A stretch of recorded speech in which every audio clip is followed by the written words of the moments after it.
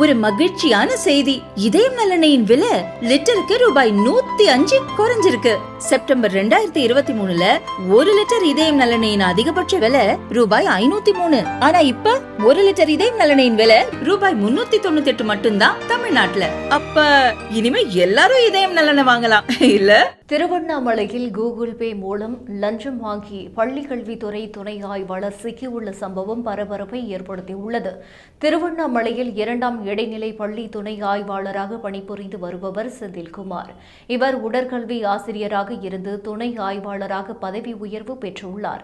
இந்நிலையில் திருவண்ணாமலையிலிருந்து திருக்கோவிலூர் செல்லும் சாலையில் இருக்கும் அரசு நிதி உதவி பெறும் ALC மேல்நிலை பள்ளியில் ஆசிரியர் பணிக்கு கவிதா என்பவர் தேர்வாகியுள்ளார்.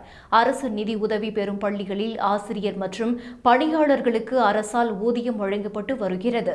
அங்கு ஆசிரியர் பணியிடங்களை அப்பள்ளி நிர்வாகமே நிரப்பிக் கொள்ளலாம். இந்த நியமனங்கள் தகுதியின் அடிப்படையில் நடந்துள்ளதா என்பதை பள்ளிக்கல்வித்துறை ஆய்வு செய்து அனுமதி வழங்கும்.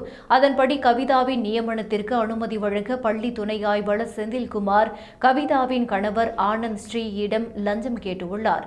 இதையடுத்து கவிதாவின் கணவர் 1.5 லட்சம் ரூபாயை லஞ்சமாக கொடுத்துள்ளார். கூகுள் பே மூலம் தனது மனைவியின் வங்கிக் கணக்கில் லஞ்ச பணத்தை செந்தில்குமார் பெற்றுள்ளார். இது பற்றி கவிதாவின் கணவர் முதன்மை கல்வி அலுவலருக்கு புகார் அனுப்பினார். இதன் பேரில் விசாரணை நடத்திய முதன்மை கல்வி அலுவலர் சுவாமி முத்தழகன் பள்ளி துணை ஆய்வாளர் செந்தில்குமாரை சஸ்பெண்ட் செய்தார். இது தொடர்பாக சென்னை ஐகோர்ட்டில் கவிதா தொடர்ந்த வழக்கில் கவிதாவுக்கு பணி நிர்ணயத்திற்கு ஒப்புதல் வழங்கப்பட்டது.